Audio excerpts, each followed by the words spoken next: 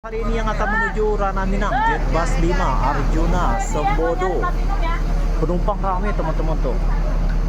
Al Hijrah memberangkatkan 2 unit tapi busnya terparkir 3 ya. Ada Putra Rafflesia.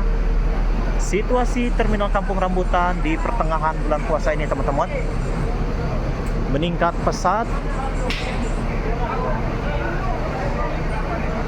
Para perantau yang akan pulang ke kampung halaman ya, terutama untuk wilayah Sumatera Barat, sudah terpantau terlihat mengalami peningkatan yang cukup signifikan teman-teman.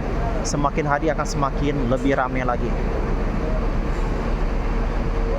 Pokoknya mudik di tahun 2025 ini teman-teman Dunsanaku akan sangat dimanjakan ya, karena busnya bus baru-baru semua dan mewah-mewah ya.